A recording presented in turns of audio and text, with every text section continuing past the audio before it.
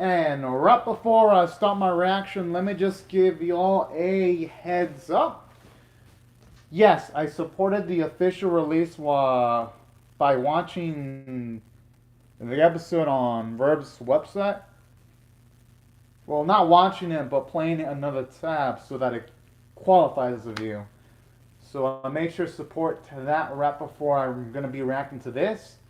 And for those of you who are curious as to where I watched the episode, I left the link in the live chat. But without further delay, now that I've got all that out of the way, I'm going to be starting my reaction from the minute and 30-second mark in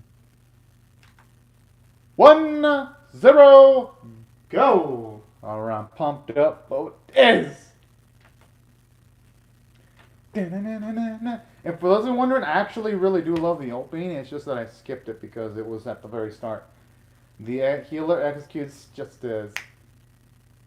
I'm already loving the sound of is. I wonder who's going to be the unsuspecting victim this week.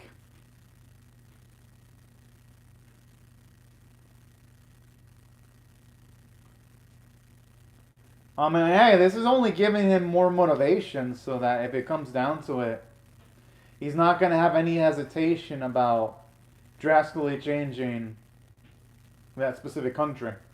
I'm just saying.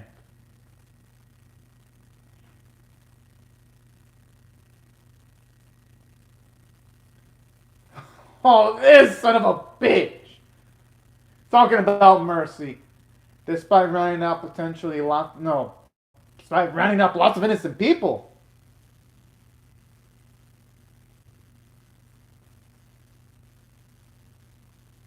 Yeah, for Kiryu, he's just probably going to be just a stroll for him. Yes! I love it when he makes it rain strawberry jello. I love this guy has the audacity to call him a devil even though he rounded up a lot of innocents. Oh, that's adorable. And you know, this is actually another bit of characterization I'm loving for Kiryu, because even though they're not people with immediate relationships with him, he's still going to try to save him regardless. So I do dig that. I think he's going to probably activate some kind of paralysis gas or something to affect their movements. That's going to be my guess. Oh! Or speed, that works. Oh, and then that guy spell. Oh man, I'm gonna not love that.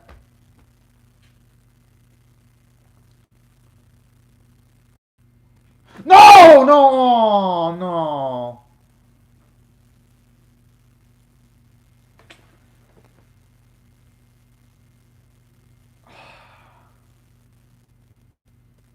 Hopefully, he can at the very least heal some of the villagers that are injured.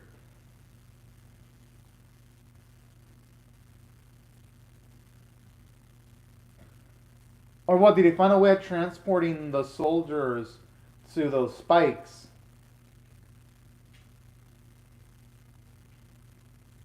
Oh.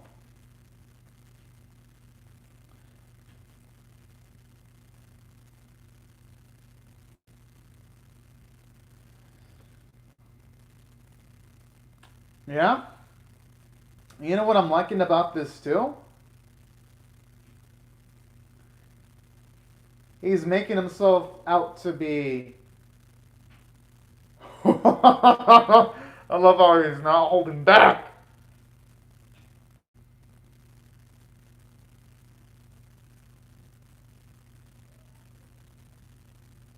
Jeez!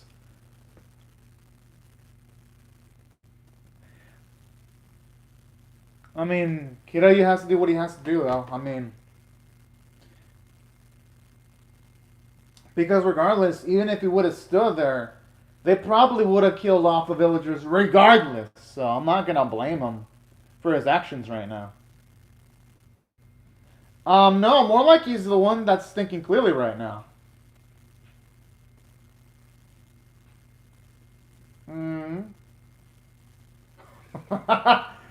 Those soldiers, yep, they were born just to die.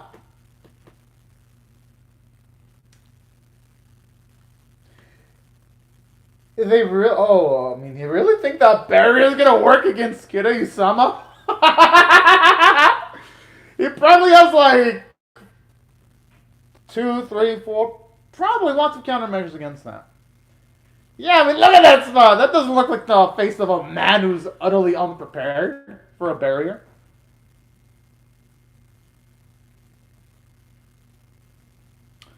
Oh.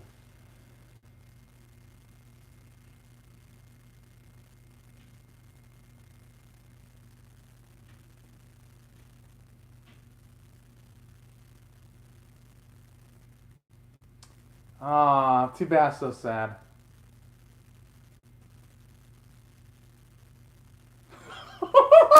Jeez!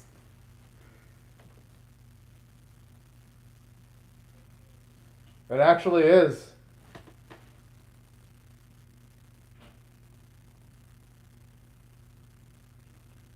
Does he really think that taking off the necklaces is really going to help him out? It's only going to give him maybe a few more seconds of life, or maybe a few more minutes. At best.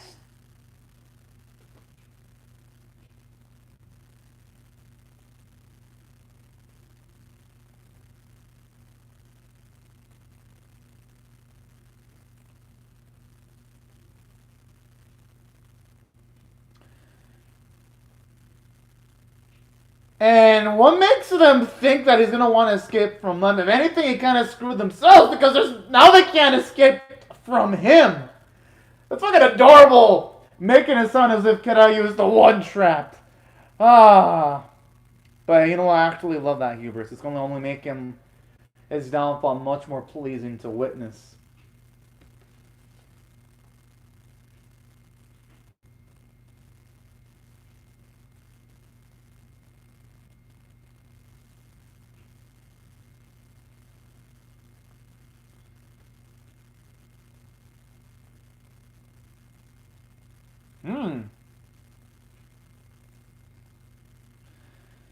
Hey, with the type of feats he witnessed, anyone that decides not to go after the villagers would be the smart ones. Oh, oh no, no, no, no.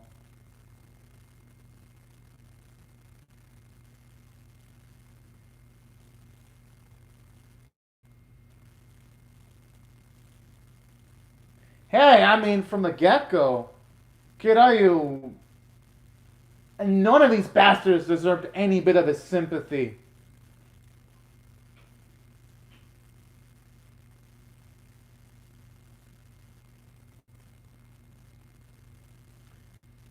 Yo, is she gonna... Oh, okay, I thought for a second she was gonna lay down waste on a significant portion of the audience.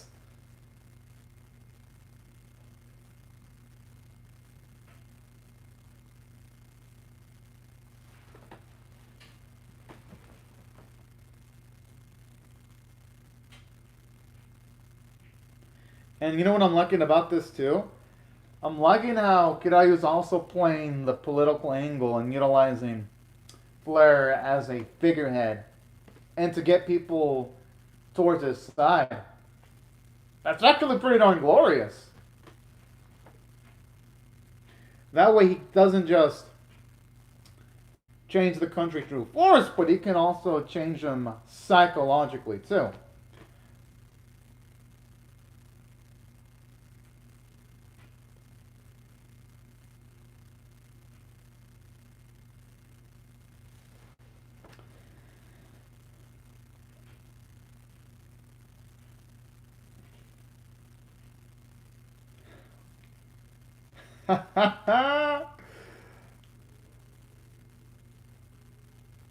All she really needs to do is just show off a bit of magic and they'll be able to believe her instantaneously.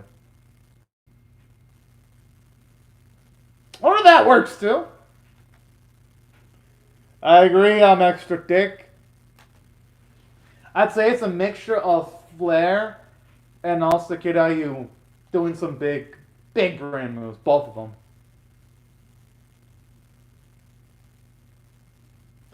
But now that brings up the question, if she's able to sing that song, how much of her previous memories does Flare actually maintain? That's a bigger question. Either way, can't wait to find out.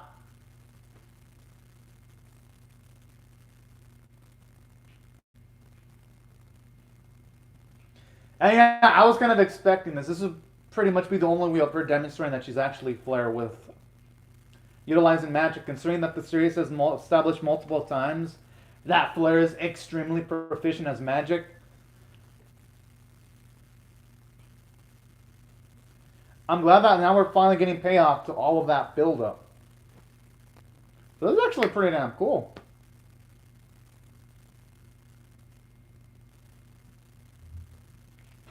This yes, no, that is the face of a beautiful winner.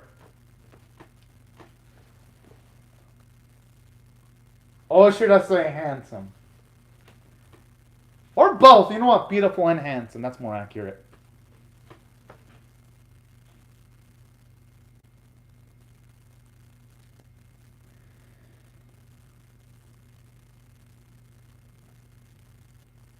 Now, just wondering whether it's Flare who made up that speech or if he helped also make part of that speech too.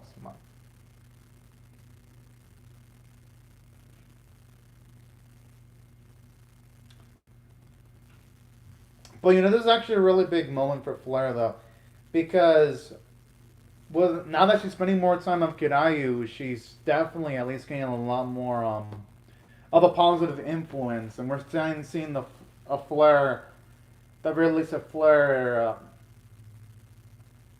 that's raised by at least someone more ethical than the ones that were around her in the kingdom at the very least.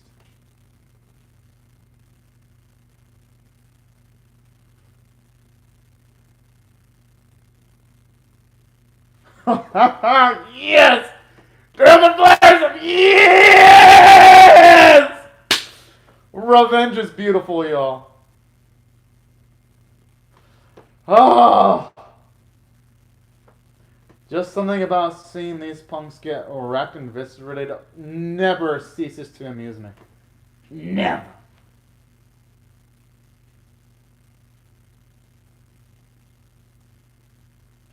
Aww.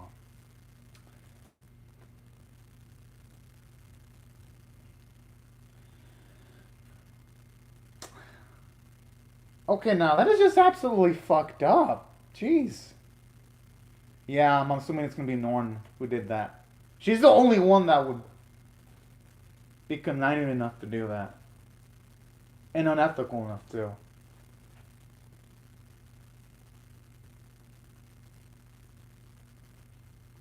But hey, you know what? At least Karate was able to at least help save one, even though it wasn't all the villagers he wanted to save. It's better than nothing.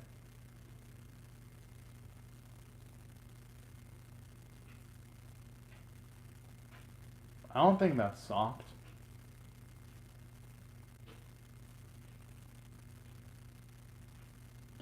Although I have a feeling that even if it wasn't his home village, Kiryu would have probably helped save the individuals, considering the fact that we've only really seen him point his blade against people that have done evil things towards him, or people around him.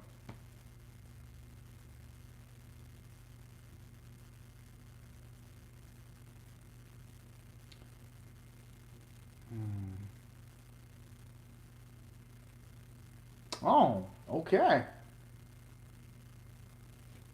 Oh.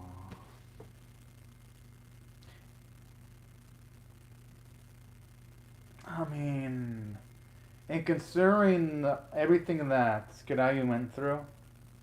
Wait, what?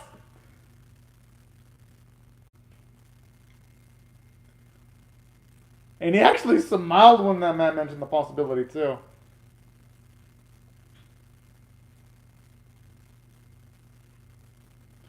Hey, but I actually love how that gives Kirayu more layers to him, because It shows that depending on the person he's confronting, he wouldn't mind actually meaning his end against them, depending on the individual. So that actually helps quantify how much love he really had for the village that he came from.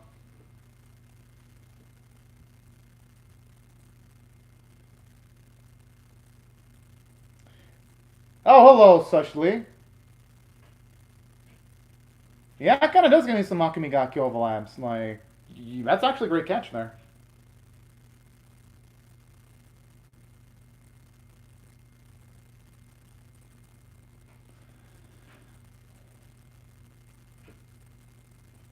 Aww, so cute. I love how sensitive. She looks like she was ready to throw up hands.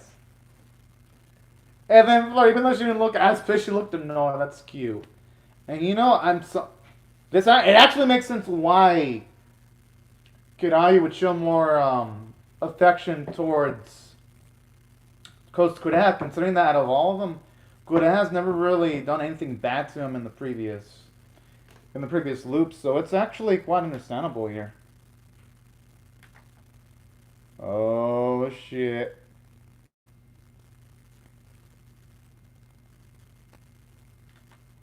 I actually love the way they're filling out Bianca at the very least, because at least here it brings up some doubts at the very least, and me as an audience here, regarding if Kirayu is gonna have all of everything that it's gonna take in order to persevere without much casualties. But you know what? I dig this.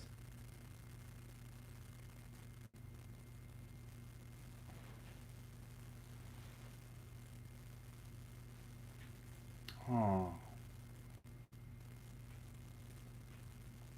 I agree. Yeah, Kanayu's actually got a good point.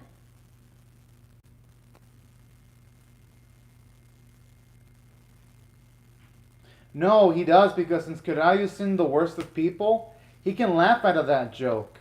Because he knows some people are truly beasts psychologically. Oh shit! Oh! No wonder why he's gonna take up that risk. Yeah!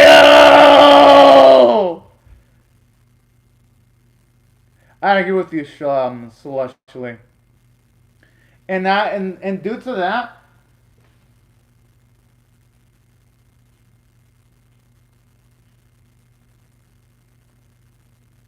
if anyone's a piece of trash, it's Norn. Wow. And she's not even considering the fact that maybe the kingdom that Norn lives in is a place that needs to be changed itself. What the? Why is she smiling at the prospects of punishing her own sister? What an evil bitch! Wait, what? Okay. I was thinking maybe Norma wasn't going to be that bad, but considering the way she sees other people as like little tools, that's wow.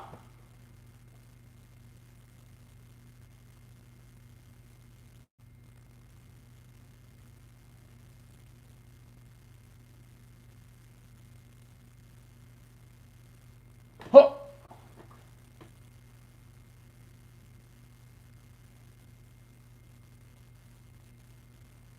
Honestly, that seems like a terrible fate to be her stepping stool, considering her personality.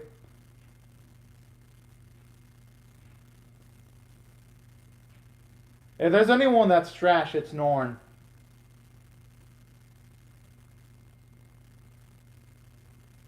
Oh my! I mean, hey, you know, I don't mind this one bit.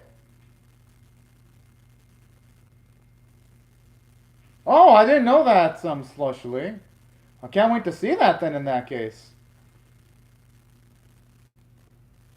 Damn!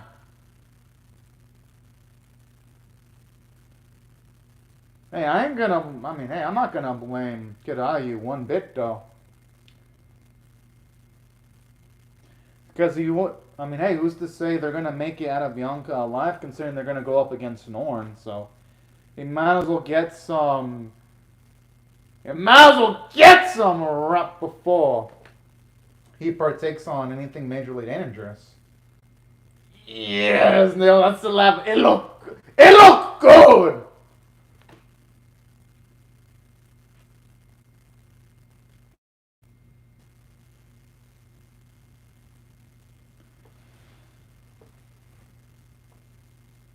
That's a good question. Wow, I'm surprised she doesn't think anything of it. Holy.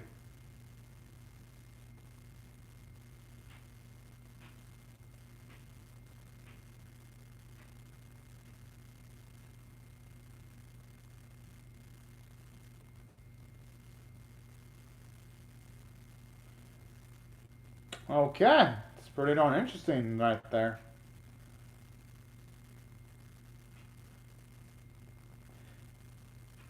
At least here we kind of get an explanation as to why Fleur was kind of crazy in the first few episodes of the series then. And just the way he twisted as if there were two control sticks. I mean, I love it. It makes it so over the top.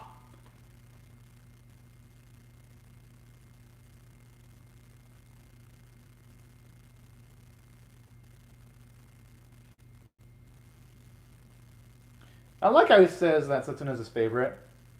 And then he calls Freya as a toy. It makes sense, though.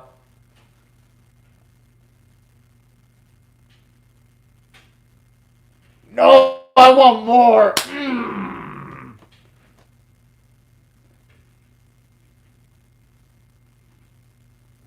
All right, Slushly, try not to put spoilers. But still, though, I mean, just keep it related to what the anime's shown so far, Slushly. Yeah, I'm gonna try not to read the comments extra thick. But regardless, though, thank you, Slushly, for commenting. But yeah, don't put in spoilers, because what if someone sees it and they don't read the novels? You don't want it to be spoiled for them, Slushly. Now, as for the episode itself, I loved it. I'm going to give it a 9 out of 10. It was absolutely fantastic because from a... No, Slushly, you can still talk about the anime, though.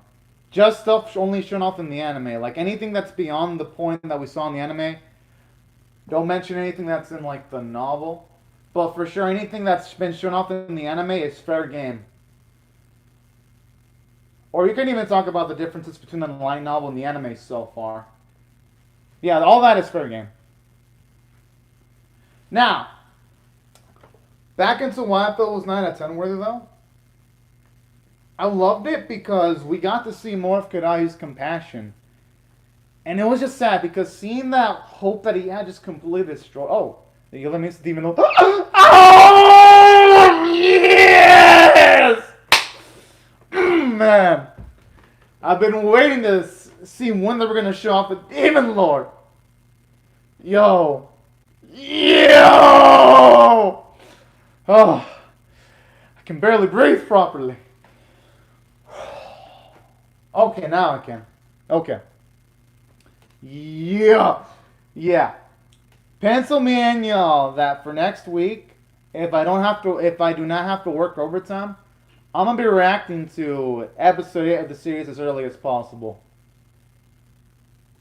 I just hope I don't have to work overtime because, man, I've been waiting since episode 1 to see the Demon Lord. Okay. Now especially, oh man, I mean, I might have to get some beer for that, or wine. Just to celebrate when the Demon Lord shows up on screen. Oh. Man, oh, you can already see the happiness in my face, how hyped up I am. I rarely get hyped up like this. I mean, I do get hyped up sometimes, but damn. Yeah, I mean, work, that's the only thing, like, sometimes work can interfere. I hope I don't have to work overtime that week. Because if I do, damn! And I guess I'll react to it right when I get back from work, and then of course I'll react to it. Yeah, I know. Lately the Demon Lords and enemies have been pretty damn awesome lately. It definitely makes it worth experiencing Demon Lord. Now, as for the episode itself, here's what I thought I did great from a story standpoint. Aside from getting rid of Kirayu's hope away, I do like how this episode showed off a little bit of optimism, just in the fact that at least one kid was able to get saved. Showing you that the real least when it comes to redo of healer, it ain't all just pessimistic stuff happening. Some optimism is in the series here and there. And I felt another thing that I went towards the favor of the series too in this episode. It's nice to get to see Flare being used sort of like a political figure so that people can be won over straight to Kirayu's side. I thought that was an absolutely nice, a brilliant move right there from Kirayu and also Flare. Then in addition to that, something else that I enjoyed from the story standpoint, it's moving at a pretty good pace because what I'm liking about this episode is they give enough emphasis to multiple characters so that none of them feel left out. And now that we've got Flare and Setsuno's personalities established to a good degree, it's going to move on to introduce the Demon Lord so that we can have a much more varied character dynamics. And even the sex scene between Kirayu, Flare, and Setsuno made sense too, because if he's gonna risk his life, he might as well get some right before he has to end up doing a lot of dangerous things. So that's why I felt this episode, every scene felt important. It didn't feel like anything was pointless. Oh yeah, we can wait. We won't see Koreha anymore. Yeah, you can comment on that, Schlushly, but damn, I really loved Koreha. Well, hopefully it gets a season 2. Well, hey, Alex Thick, at least it's not a death scene, though. So that's not a super negative thing. But, damn. Hopefully the animators can surprise us. Maybe they can switch around some events and show off some Kareha. And then, speaking of which, aside from the skip being great, here's something else I really loved about... Oh, okay. I mean, thank you for the info then, Slushly. I guess I could see why they wouldn't show off Kureha again, because, I guess it's fair. They gotta give the Demon Lord her glory, so.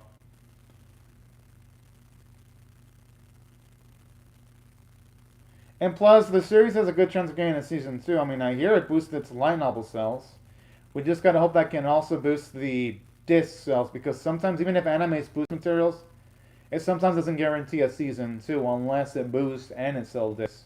But I have faith in the series. I think it can pull something out.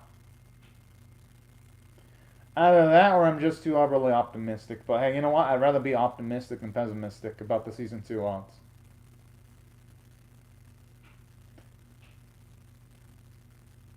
Now, as for the episode itself, though,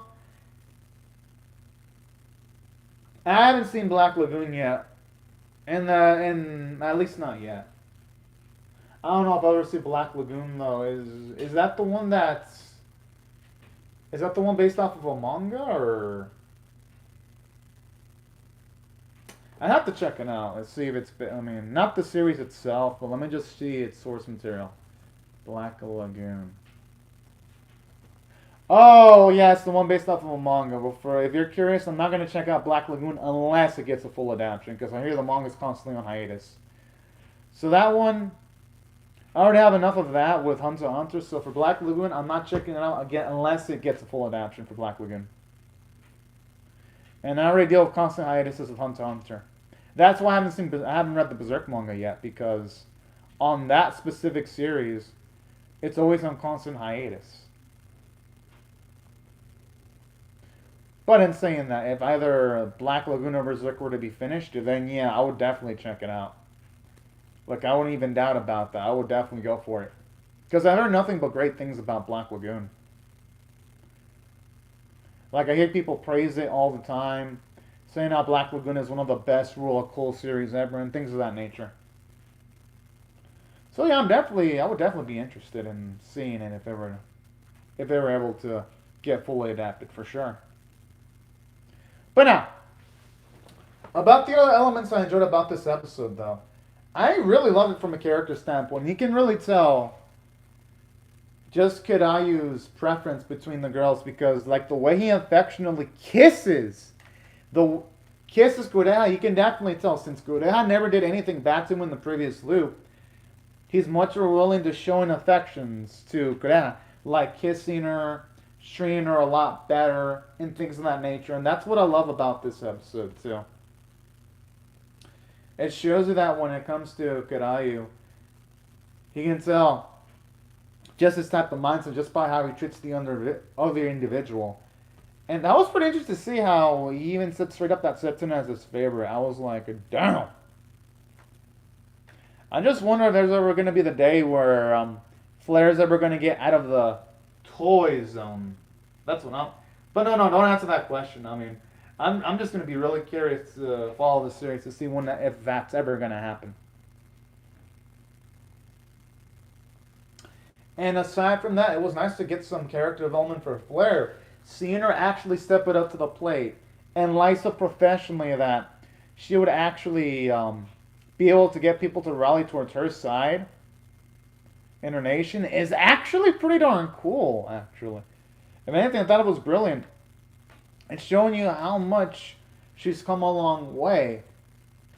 And another thing that I also felt was really amazing about this episode, aside from the character development for Flair, let me know, it's just further establishing Norn as a major threat to the point where she's even playing with Kirayu, like playing him like a fiddle. I really hope he's able to bust out that bitch for all the atrocity that he's doing towards the people close to Kirayu. And that's why I thought I did fantastic from a character standpoint. Because, and I almost forgot to mention, but with Kirayu, he grew quite a bit too. Aside from the episode quantifying how much he really loved his village, I love the fact that this episode also mentioned that he wouldn't mind if the boy held any resentment towards him, just as long as the boy's going to be able to make it out okay. Because it's showing you that even though, yes, society has changed Kirayu, it hasn't changed the core of his personality, which we know that the core of Kirayu is that deep down he is still a good person. Just given the fact that he went towards the extra efforts of trying to rescue the people from his village, and he wouldn't mind if one of the villagers, or the boy, recovers enough to kill him, just as long as the boy is healthy and recovers someday. That's something I really like about this. Love about the episode. It really establishes Kirayu as an even deeper character than he already was. And that's why I felt this episode was worthy of a 9 out of 10. I don't really think I can rate it anything less. Because honestly, this has been one of the best animes of the season by far. And it's definitely among my favorites. Now, and then aside from the character writing being great, yeah, those honest moments from Kirayu in the series are always satisfying to watch. And then, you know something else I also am really loving about this series, also, Schlushly?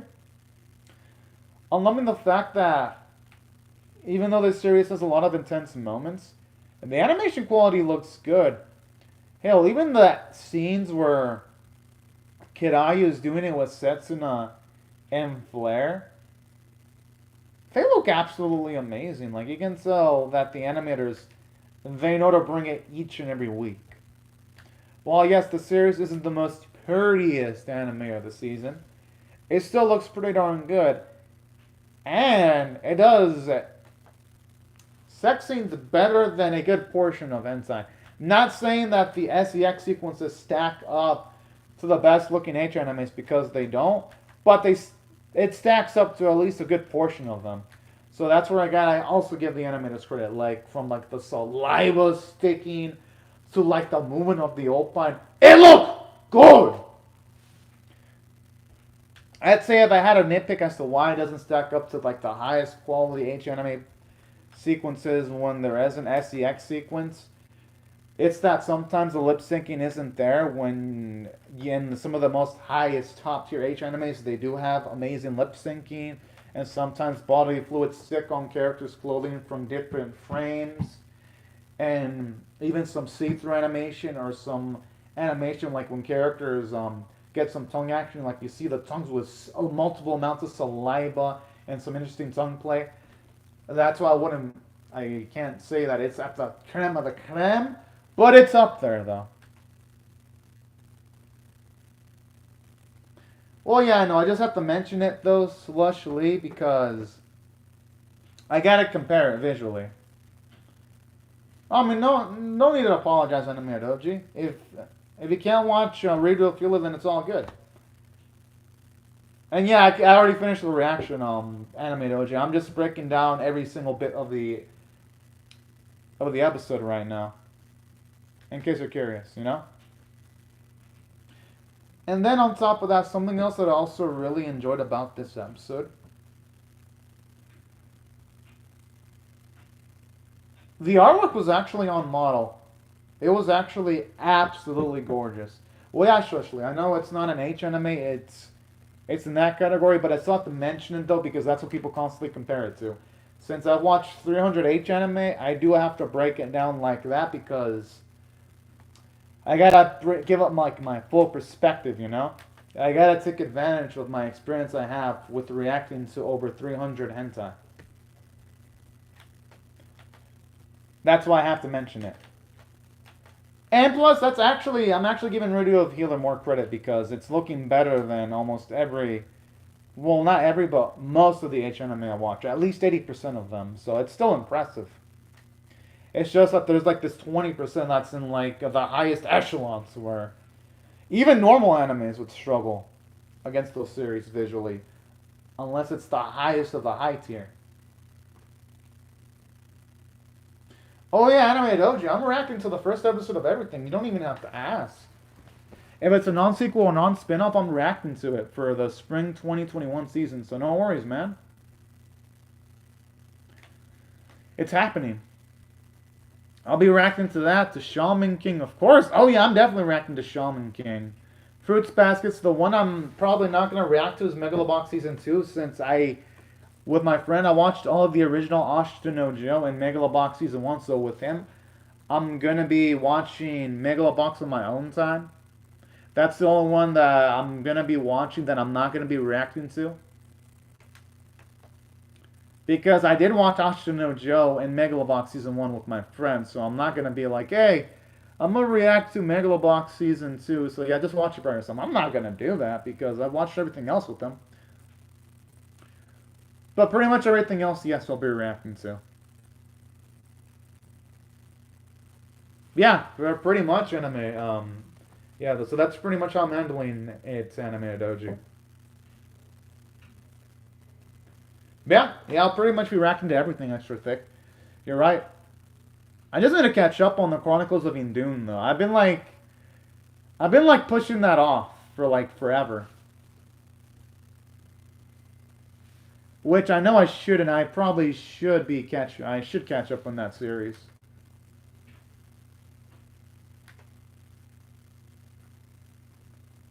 But it didn't get me high amounts of views. Now, people like the videos, it just doesn't get me views, so that's why I don't make it a priority. For those of you wondering as to why I don't react to the Doom Chronicles early, it's because, yeah, they get likes, but they don't get the viewership, so it's not number one priority. Oh, thank you very much, Anime Doji. Now, as for something else that I love about this episode, vocal performances are great. Karai's voice actor really brought it this week. And that's why, for those of you wondering, I rate the episode 9 out of 10 straight up. Oh, then that's awesome, Anime Doji. In that case, I'm going to love it then. The Don't Toy with Miss Nagara Toro. If it's like Uzaki-chan, then I'm hyped. I love Uzaki-chan. I thought Uzaki-chan was absolutely awesome. So, yeah. If anything, you just increased my expectations for that series exponentially, Anime Doji. And I hope it can live up to the high expectations.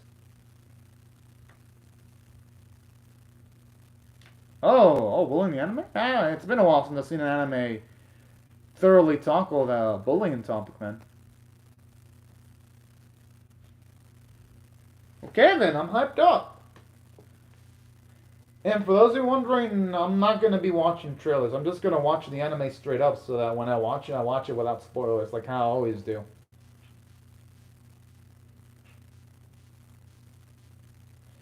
The only exception might be Fruits Baskets, though. That's probably going to be the only one where I'll watch the trailer.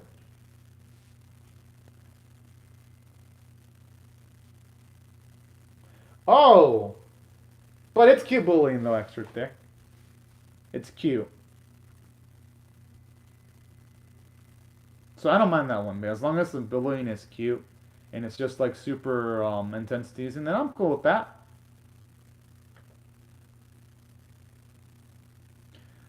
It just depends on how the series handles it. But yeah, looks like that's it, y'all. Oh, okay, so that's the type of anime it is.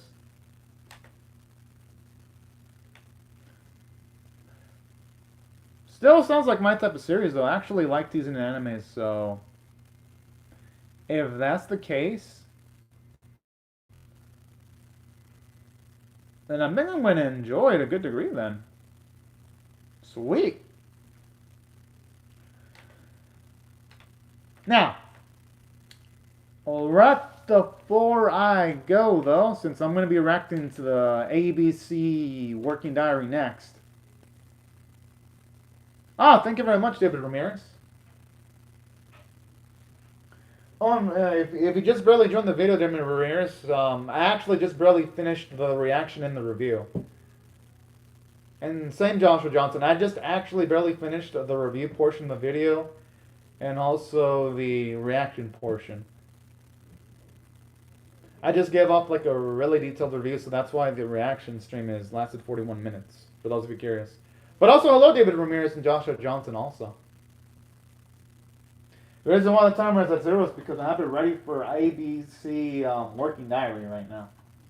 Because I have it ready. I have my, everything's ready for my ABC. Yeah, it's finished.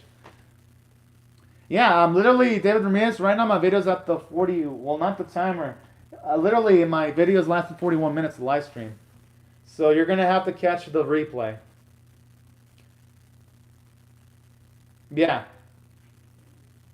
Yeah, I even finished reviewing it. Now I'm just talking about other animes between Extra Thick and Animated Doji. We were talking about Ozaki-chan, and we were talking about in this anime about bullying and teasing. And as for Baku no Hero, that one I'll consider checking it out. Probably not anytime soon though, because my schedule's too stacked.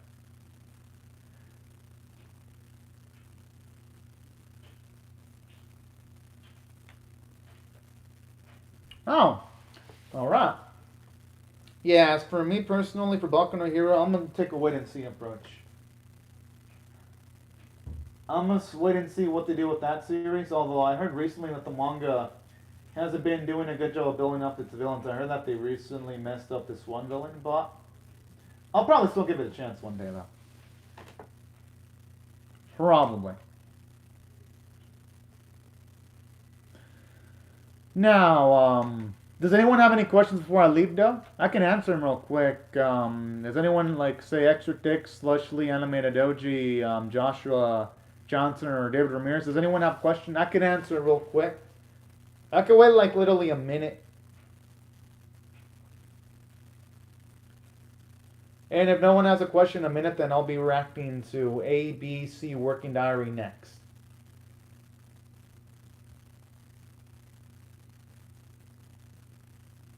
I agree, Animated Doji.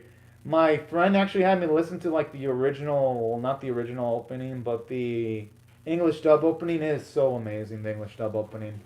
That came out years ago for the old Shaman King version.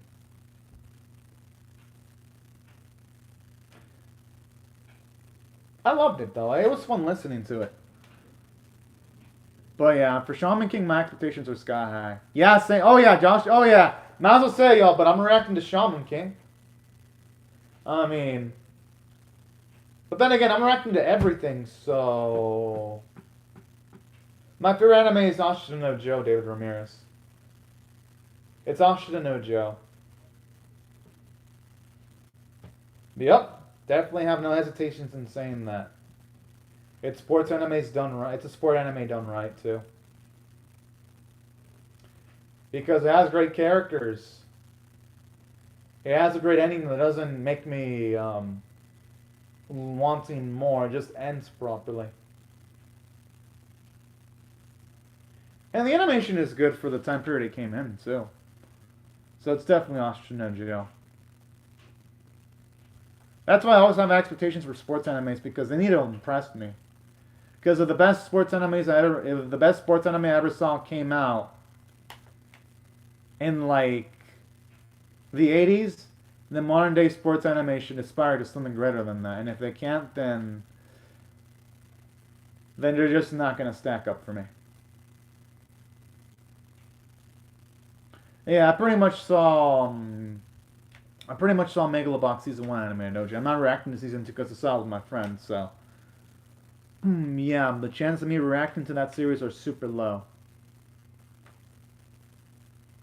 Same with Ashita no Joe. I saw all that series with my friends, so yeah. So yeah, there's no chance of me actually reacting to it because I already saw all of that too. It was a fun time though.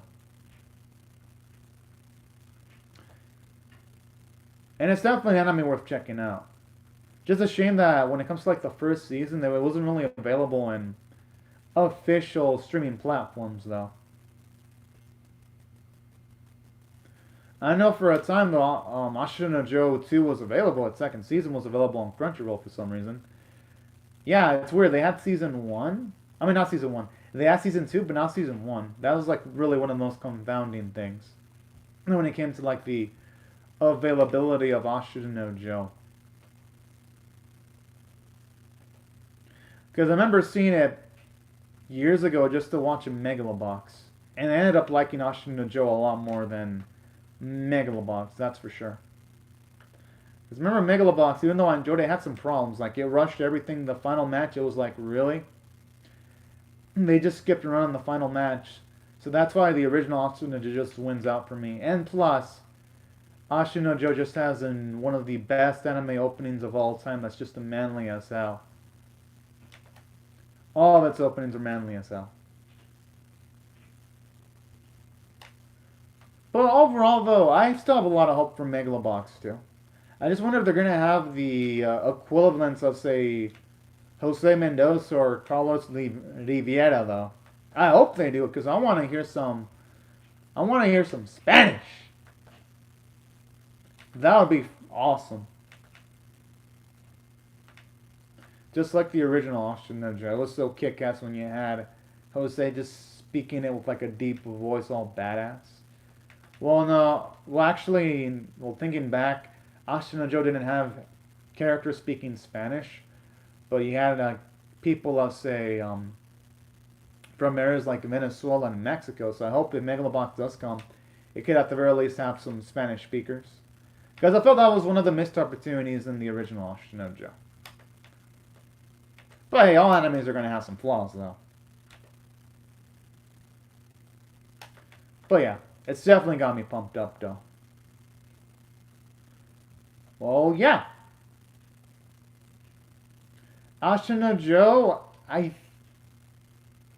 me see, off of the top of my head, I think it's like 30-something years old, Schleshly. It's 30-something years old.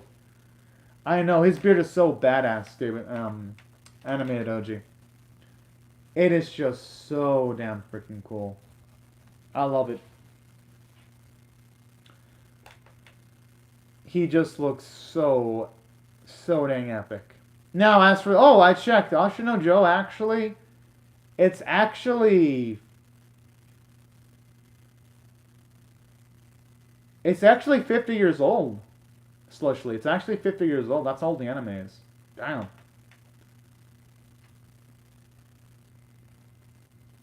That's half a century. Holy cow. I mean, yeah, if it... With it being a half a century, I think that just makes Ashita no Joe so dang glorious. Saying how much it stacks up to the test of time. That just makes the series more badass. But yeah, hope that gives y'all my stance on Ashita no Joe. Now, it looks like that's it for questions then. Well, anyways. Yeah, because I don't see anyone else that's made a question then. Now that I've answered all of them. Well, right before I go, let me just say thank you very much to Extra Thick, Slush Lee, Animator Jody, David Ramirez, and also Joshua Johnson. Oh, okay, that's pretty cool info, Animator Doji. But anyways, thank y'all for commenting on the live chat. And everyone else, thank y'all very much for watching my video. Hope y'all rate the video, share it, comment, subscribe, because I'm definitely going to be reacting to the Redo of Healer Uncensored Episode 8. Okay, well, what's the question, Extra Thick? I can answer that right before going. Oh, Rem. Well, Rem is the sister of Rem. Rem's got blue hair. She's got a maid outfit. Oh, okay. I definitely took that statement really seriously. Well, anyways, thank you very much, Extra Thick. That was actually a pretty darn cool way of implementing the joke there. But anyways, thank you very much, everyone who's commented on the live chat, and also everyone else who's watched my video. Hope y'all have a great, safe, and fantastic day, and I'll see y'all later if you come back for more. Bye-bye, everyone.